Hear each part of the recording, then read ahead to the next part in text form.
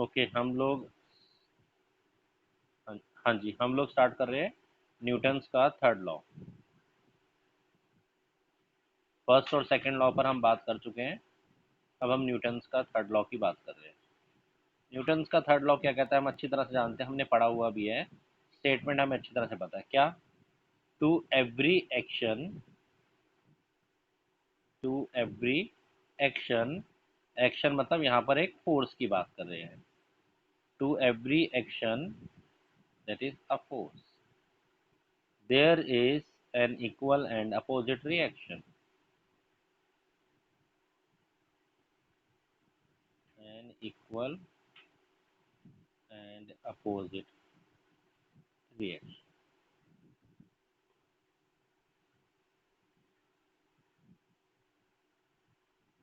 To every action there is an equal and opposite reaction. Reaction भी एक force है। ठीक है, स्टेटमेंट नोट कीजिए। न्यूटन के थर्ड लॉ के अकॉर्डिंगली जब भी कोई एक्शन होगा तो क्या होगा, एक रिएक्शन होगा। आप किसी बॉडी पर फोर्स लगाएंगे तो वो बॉडी भी रिस्पॉन्ड करेगी। आप पर फोर्स लगाएंगे, आपने बॉल को लिया, दीवार पर हिट करा, बॉल ने दीवार पर क्या किया, action. In turn, in turn ball दीवार पर क्या करेगी, रिएक्शन। ठीक है, ओके। हाँ जी।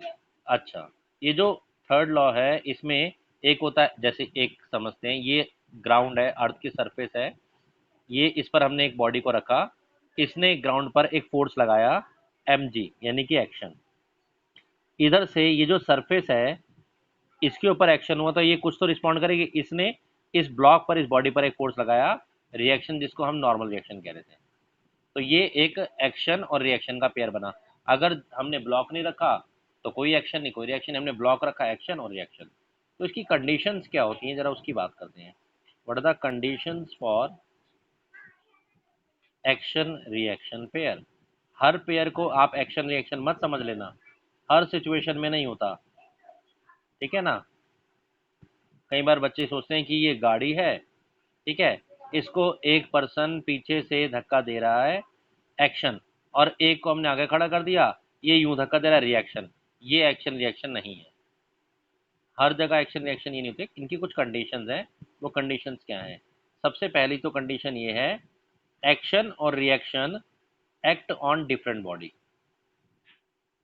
एक्शन, ये मैंने शॉर्ट में रिएक्शन लिखा है। Forces should act on different bodies, should act on different bodies। Action और रिएक्शन अलग अलग बॉडीज पर होता है, एक ही बॉडी पर हो जाए ऐसा नहीं हो। अभी जो मैंने गाड़ी वाला एग्जांपल बनाया उसमें एक्शन भी गाड़ी पर हुआ, रिएक्शन भी गाड़ी पर हुआ, ऐसा नहीं हो सकता। इस वाले एग्जांपल में आप ऑब्जर्व कीजिए, एक्शन किस पर हो रहा है, एक्शन हो रहा है ग्राउंड, हाँ एक्शन हो रहा है ग्राउंड पर, और रिएक्शन का फोर्स किस पर लग रहा है, ये इस ब्लॉक पे लग रहा है। मैंने कहा बॉल पे आप मारिए बॉल को, जब आपने बॉल को वॉल पे मारा, एक्शन किस पर हुआ, वॉल पर, और बॉल टकराकर ऐसे गई, तो रिएक्शन हुआ बॉल पर। एक्शन और रिएक्शन हमेशा डिफरेंट बॉडीज पर एक्ट करते हैं। पहली कंडीशन, करने चाहिए। दूसरी condition, they should be of the same nature, they should be of same nature. मतलब ऐसा नहीं हो सकता कि एक्शन फोर्स इलेक्ट्रिक चार्ज से आ रहा है और रिएक्शन फोर्स ग्रेविटेशनल फोर्स हो जाए, ऐसा नहीं हो सकता। अगर एक्शन भी इलेक्ट्रोस्टैटिक चार्ज से आया है तो रिएक्शन भी उसी का रिजल्ट होगा। ठीक है ना, नेचर सेम होना चाहिए। अगर एक्शन भी ग्रेविटेशनल फोर्स से आया है तो रिएक्शन भी उसी की वजह से होगा। और दूसरा, ये हमेशा पेयर में एक्ट करेंगे। These forces always exist in pair, exist in pair. कहीं भी एक्शन रिएक्शन होंगे तो ये हमेशा पेयर्स में ही एक्ट करेंगे। ठीक है, एक और एग्जांपल से मैं आपको इस चीज को पेयर वाले को समझाता हूँ, नोट कीजिए। कर लिया? देखिए, ये अगर हमारा एक ब्लॉक है, ठीक है, हमने इसको थोड़ा ऊंचा रखा हुआ है, तो अर्थ इस पर अपना फोर्स लगा रही है mg, एक्शन।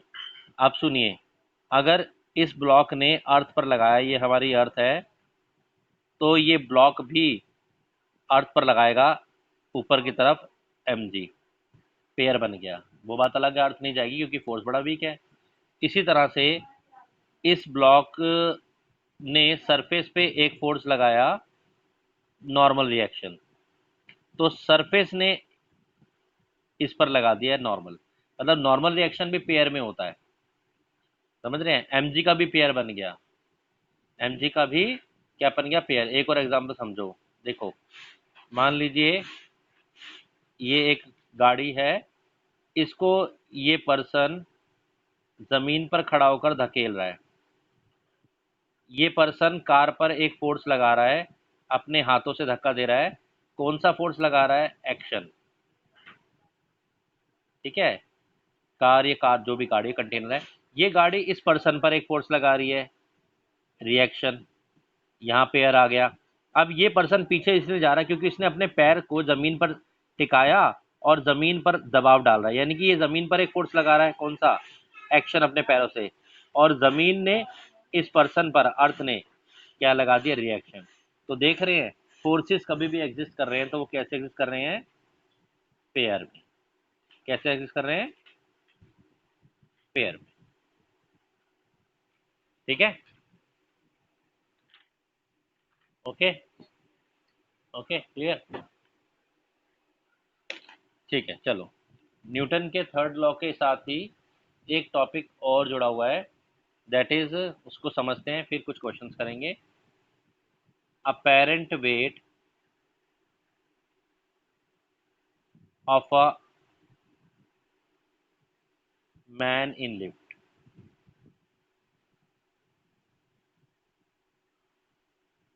एक होता है एक्चुअल वेट और एक होता है अपेरेंट वेट। अपेरेंट वेट वो वेट होता है जो अपीयर होता है, एक होता है एक्चुअल वेट। एक्चुअली में वेट जो होता है ना, m इंटू जी होता है, और जी की वैल्यू में जब जब चेंज आएंगे तो वेट में चेंज आएंगे। ठीक है ना? किसी पर्सन का वेट क्यों होता है? क्योंकि उस पर अर्थ फोर्स लगा रही होती है।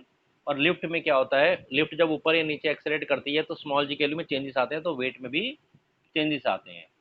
मैरी ये मैरी गो राउंड में भी आप एक्सपीरियंस करते हैं। चलो पहले आपको मैं वेट की डेफिनेशन बताता हूँ। वेट क्या है, लिखिए। What do mean by weight? Weight क्या है?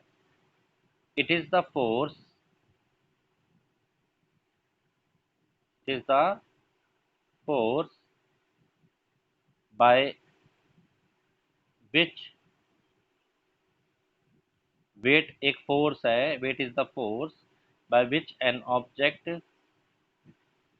Is attract towards the center of the earth।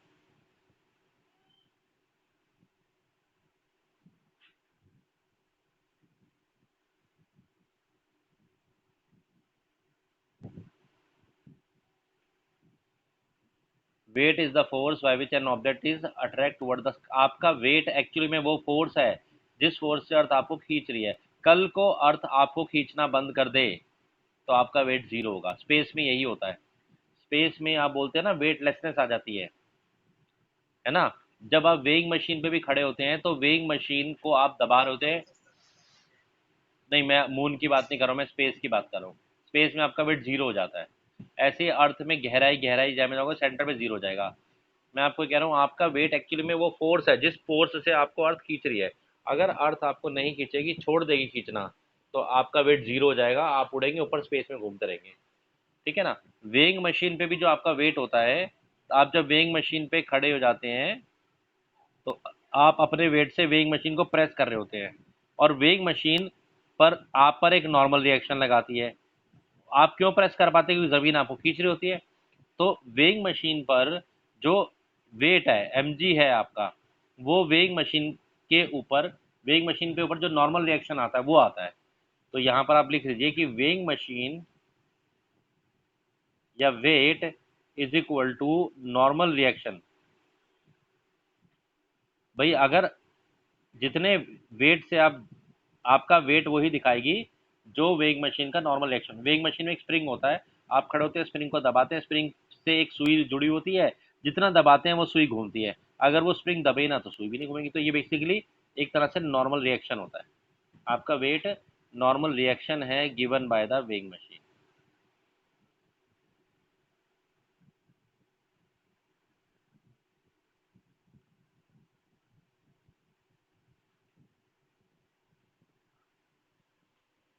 अच्छा, एक इमेजिन सिचुएशन सोचो।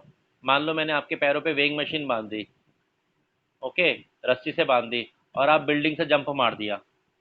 बताओ जरा वेइंग मशीन पे क्या वेट आ रहा होगा, निडल कितना घूम रही होगी? बोलो बोलो जल्दी। आपके पैरों पे वेइंग मशीन बांध रखी मैंने रस्सी से, और आप कूद गए, तो वेइंग मशीन पर क्या वेट आएगा, क्या शो करेगी? बेटा वेइंग मशीन, क्या वेइंग मशीन पर कोई दबाव पड़ रहा होगा, कोई एक्शन हो रहा होगा?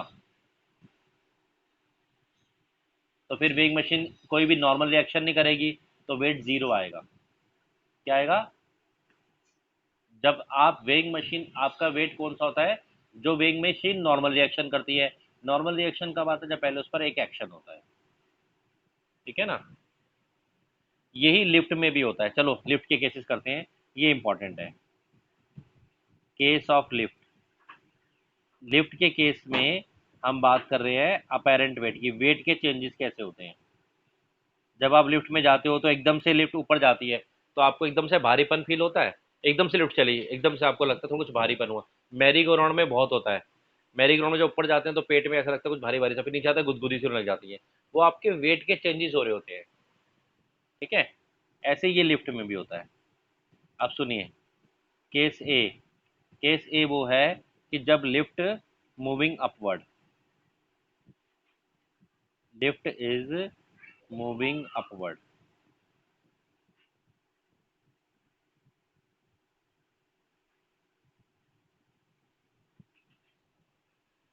ठीक है? अच्छा, ठीक है, हाँ, पहले पहले नॉर्मल केस क्या करते हैं। पहले केस ले लो, when lift is at rest. Lift rest है, रेस्ट पर है। Lift is at rest, at rest. ठीक है? ये लिफ्ट है, रेस्ट पर है, रुकी भी है। ये वेइंग मशीन है, आप लिफ्ट में खड़े हुए हैं। ठीक है? तो आपने वेट लगाया mg, और नॉर्मल रिएक्शन आया n। मतलब लेफ्ट रेस्ट के केस पर आपका वेट mg होगा। mg मतलब n क्या है, मैंने बताया जो वेट दिखता है, यानी कि अपेरेंट वेट जो अपीयर होगा। और mg क्या है, एक्चुअल वेट। तो आपके वेट में कोई चेंज नहीं आएगा, आपका अपेरेंट वेट और एक्चुअल वेट सेम होगा जब लिफ्ट रेस्ट पर है, चाहे किसी भी फ्लोर पे रेस्ट पर है, फर्स्ट सेकंड थर्ड पांचवें फ्लोर तक। सिचुएशन नंबर 2 पर आओ फटाफट। When lift is moving upward, इसमें चेंजेस आएंगे, देखते हैं। मूविंग अपवर्ड विद एक्सेलरेशन ए।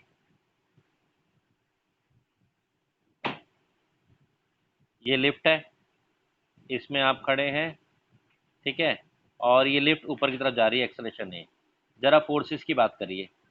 इस पर फोर्स लग रहा है, आपका वेट mg, ग्रेविटी तो खींच रही है, और लिफ्ट के सरफेस पर आप खड़े हैं, तो वहां से आप पर आ रहा है एक नॉर्मल रिएक्शन। अगर मैं इस पर नेट फोर्स का फॉर्मूला लगाऊं, नेट फोर्स, तो नेट फोर्स होता है मास इनटू एक्सेलरेशन। आपकी बॉडी पर अगर आप ऑब्जर्व करें तो दो फोर्स लग रहे हैं, एक लग रहा है mg, और एक लग रहा है नॉर्मल रिएक्शन, यही लग रहा है ना। और ऊपर की तरफ नेट फोर्स निकल के आ रहा है, यानी कि n माइनस mg। ये दो फोर्स लग, दोबारा से देखो, ये आप हैं, अर्थ लगा रही है आप पर mg, और लिफ्ट का फ्लोर लगा रहा है आप पर नॉर्मल रिएक्शन n। सिस्टम ऐसे मूव कर रहा है, तो हमने कहा भाई पहले नेट फोर्स निकालो, n minus M G is equal to M A. Clear यहाँ तक? यस और नो, जल्दी जल्दी बोलो। तो नॉर्मल रिएक्शन आपका अपेरेंट वेट होता है, जो आपका वेट होता है वो होता है normal reaction n, is equal to, वो क्या हो गया, एम जी उधर जाएगा, एम कॉमन लोगे, जी प्लस ए। अब सुनो ध्यान से, एम जी था एक्चुअल वेट, अब उसमें M G plus M A, मतलब कुछ एक्स्ट्रा जुड़ गया, मतलब वेट बढ़ गया। तो जब लिफ्ट ऊपर जाती है तो एन अपेरेंट वेट जो अपीयर होता है वो एक्चुअल वेट से ज़्यादा हो जाता है। अपेरेंट वेट एक्चुअल वेट से ज़्यादा हो जाता है, नोट की। ओके, तो मैं हम बात करें अपेरेंट वेट की, मतलब जो वेट अपीयर होता है। वेट कौन सा अपीयर होगा, जो वेइंग मशीन पर नॉर्मल रिएक्शन आएगा। आप वेइंग मशीन पे कुछ एक्शन करेंगे, नॉर्मल रिएक्शन आएगा। अब सेकंड केस में आ जाइए, अगर लिफ्ट या सिस्टम डाउनवर्ड मूव कर रहा है, अगर लिफ्ट या सिस्टम डाउनवर्ड मूव कर रहा है, नीचे की तरफ का एक्सेलरेशन है ए, ये हमारा पर्सन खड़ा है, इस पर इसका एक फोर्स mg डाउनवर्ड लग रहा है जो अर्थ लगा रही है, और दूसरा ये लिफ्ट का फर्श फ्लोर इस पर एक नॉर्मल रिएक्शन लगा रहा है। चलिए फिर वही न्यूटन के लॉ के हिसाब से नेट फोर्स होता है m इंटू ए। अब नेट फोर्स में दो फोर्सेस है, एम जी डाउनवर्ड और एन ज़्यादा, क्योंकि सिस्टम नीचे जा रहा है तो एम जी की वैल्यू ज़्यादा है, तो M G minus normal reaction is equal to क्या हुआ, एम ए। ठीक है, तो नॉर्मल रिएक्शन एन निकालना है, ये इधर जाएगा, एम इधर आएगा, तो ये बन जाएगा M G minus A is equal to N.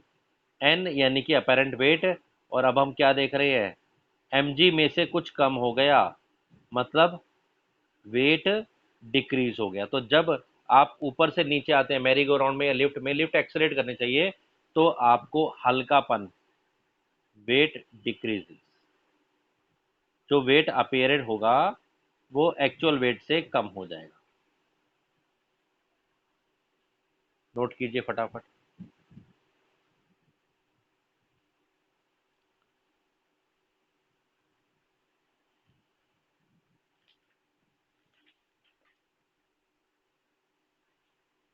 एक और चैप्टर करो।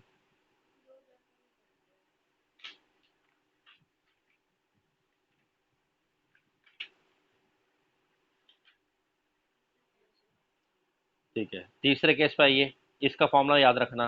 तीसरा केस है, अगर लिफ्ट फ्री फॉल कर जाए, मतलब उसकी केबल तार टूट गई और वो जिससे वो चलती है ऊपर नीचे, मतलब अगर एक्सेलरेशन स्मॉल जी के इक्वल हो जाए, मतलब फ्री फॉल हो गया ना ये तो, भाई फ्री फॉल में ही होता है एक्सेलरेशन ऐसा, तो क्या होगा अपेरेंट वेट। तो आंसर है, अभी आपका रिजल्ट जो आया वो क्या आया बताइए, N is equal to M G minus A.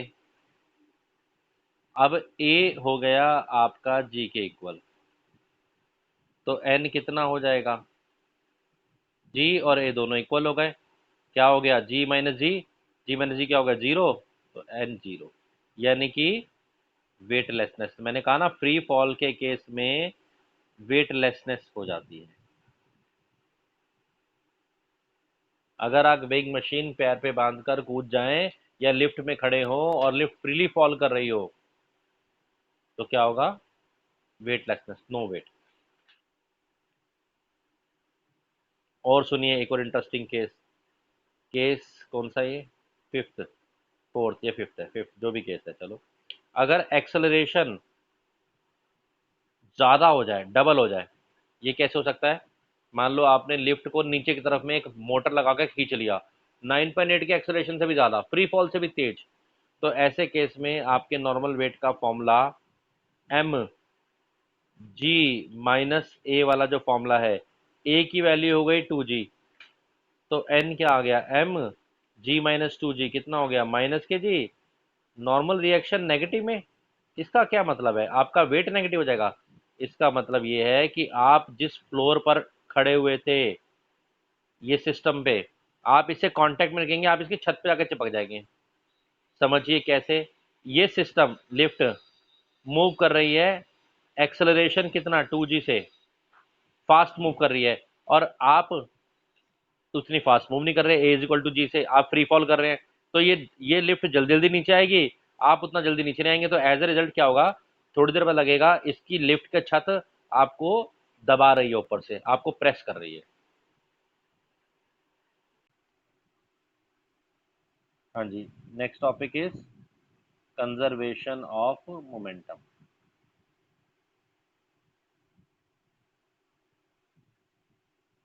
Conservation of momentum हमने पहले भी बहुत पढ़ा है, अब फिर से बात करते हैं।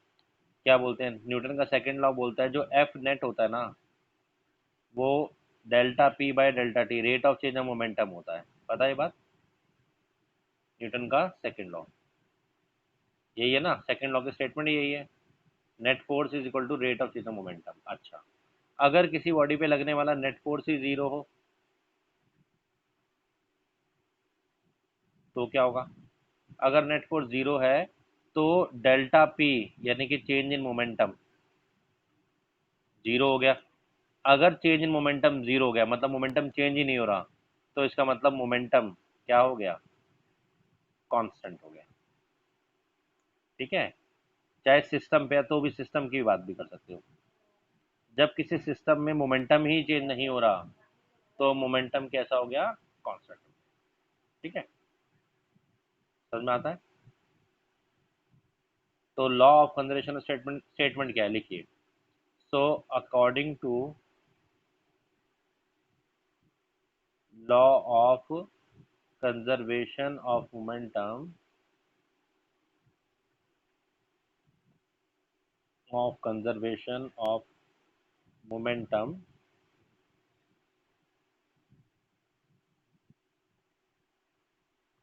in an isolated system। Isolated system कौन सा है? जो अलग थलग पड़ा है, जिसपे और बाहर से कोई फोर्स नहीं लग रहे हैं।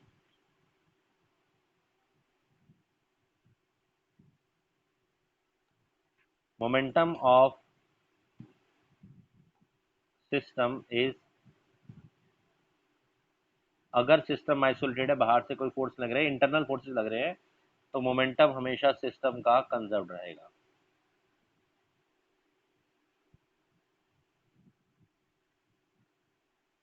Always conserve. ठीक है, जैसे आपने गन और बुलेट सिस्टम के बारे में सुना होगा। गन और बुलेट के सिस्टम में मोमेंटम हमेशा कंजर्व रहता है। गन और बुलेट के सिस्टम में, हाँ बिल्कुल, गन नहीं, गन हाँ वो बैलेंस हो जाता है, ये भी कह सकते हैं। गन और बुलेट के सिस्टम में, ठीक है, ये बिफोर फायरिंग क्या क्या सिचुएशन है? मोमेंटम क्या है? जीरो। मोमेंटम होता क्या है? Mass into velocity. बिफोर, पूरा लिख देता हूँ चलो। Before firing mass of gun into velocity of gun plus mass of bullet into velocity of bullet.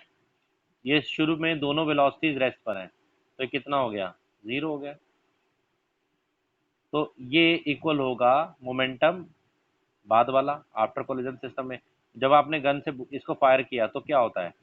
Bullet जाती है आगे और गन जाती है पीछे। ये क्यों होता है? क्योंकि फाइनल मोमेंटम को भी जीरो रहना है। लॉ बोलता है मोमेंटम कम रहेगा। तो अगर ये बुलेट आगे गई एम इंटू वी से, और गन भी अगर आगे ही चली जाती एम प्लस वी से, तो रिजल्ट कभी भी जीरो नहीं आता। तो गन रिकॉयल करती है और पीछे जाती है, इसका मतलब उसकी वेलोसिटी नेगेटिव है, तो माइनस एम वी। और अब ये दोनों क्वांटिटी एक दूसरे के नेगेटिव है, तो इनका रिजल्ट क्या आना चाहिए? जीरो, क्योंकि लॉ को प्रूव होना है। लॉ को क्या है, कंजर्वेशन मोमेंटम बोलता है मोमेंटम तो जीरो रहेगा। ठीक है ना, क्लियर? चलो छोटा सा क्वेश्चन करते हैं इस पे। क्वेश्चन ये है कि एक बॉम्ब है, इट इज अ बॉम्ब, और अभी बिफोर एक्सप्लोजन आप जानते हैं रेस्ट पर ही है, और एकदम से एक्सप्लोड हुआ और इसके दो टुकड़े बने, और दोनों टुकड़े जो हैं वो उनका मासिस है m1:m2 1:2। मतलब अगर आप एक का मास 1x माने तो दूसरे का मास 2x है। ठीक है, मान लेते हैं ये वाला मास है m1 और ये वाला मास है m2। m2 मास 5 मीटर पर सेकंड की वेलोसिटी से राइट साइड में मूव करा, आपको m1 की वेलोसिटी निकालनी है। अब ये एक आइसोलेटेड सिस्टम है, क्वेश्चन नोट कर लीजिए, बाहर से फोर्स नहीं लगा। ओके, चलिए according to law of conservation momentum, चलिए हमें निकालना है पहले मासेस की स्पीड क्या होगी m1 की।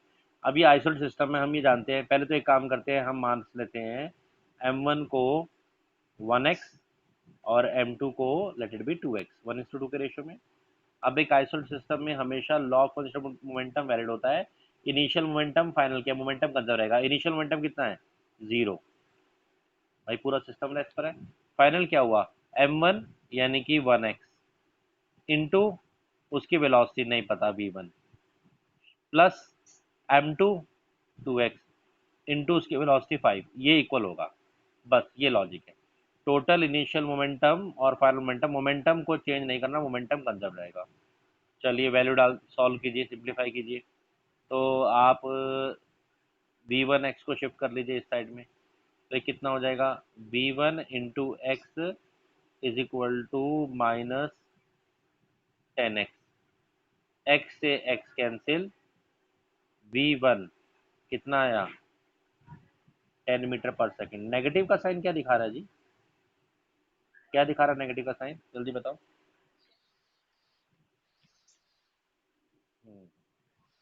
v2 अगर राइट में गया है तो v1 लेफ्ट में जाएगा। ठीक है, चलो ओके।